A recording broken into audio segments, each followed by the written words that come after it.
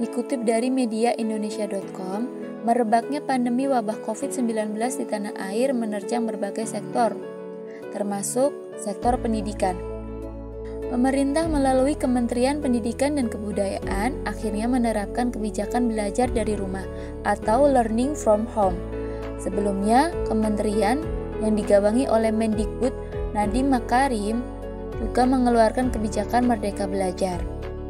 Nah, apakah teman-teman semua sudah pernah mendengar istilah Merdeka Belajar?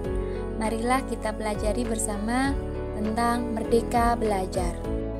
Bismillahirrahmanirrahim. Assalamualaikum warahmatullahi wabarakatuh. Selamat datang Bapak dan Ibu sekalian. Selamat datang rekan-rekan semua.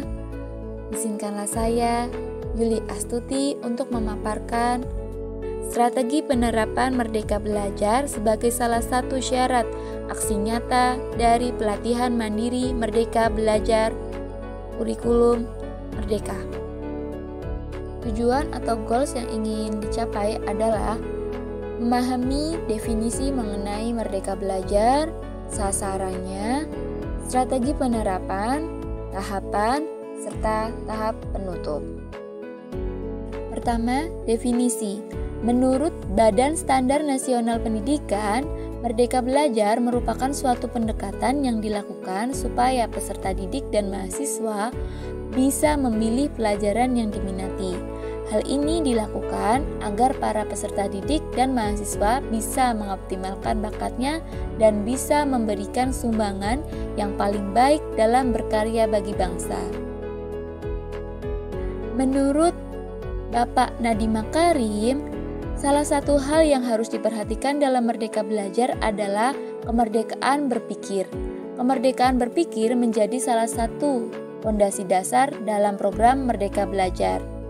Beliau juga menjelaskan bahwa kemerdekaan berpikir harus dipraktikkan oleh para guru terlebih dahulu sebelum diajarkan kepada para peserta didik. Selanjutnya, yang masuk dalam sasaran dari program Merdeka Belajar ini adalah peserta didik, guru, kepala sekolah, pengawas, ataupun dinas terkait. Adapun strategi penerapan Merdeka Belajar meliputi 1. Adopsi kurikulum merdeka secara bertahap.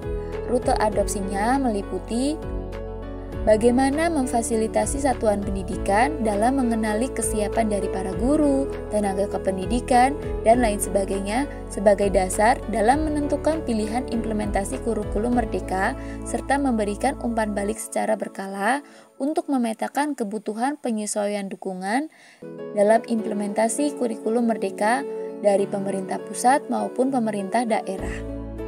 Strategi yang kedua adalah menyediakan asesmen dan perangkat ajar.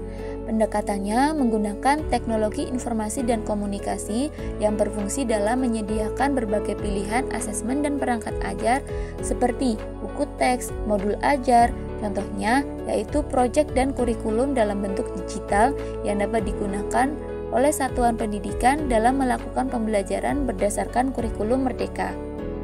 Strategi selanjutnya adalah pelatihan mandiri dan sumber belajar guru. Pendekatannya masih menggunakan teknologi informasi dan komunikasi yang berfungsi dalam melakukan pelatihan mandiri kurikulum merdeka yang dapat diakses secara daring atau online oleh guru dan tenaga kependidikan untuk memudahkan adopsi kurikulum merdeka, disertai dengan sumber belajar dalam bentuk video, podcast, ataupun e-book yang dapat diakses secara daring dan didistribusikan melalui media penyimpanan atau flash disk.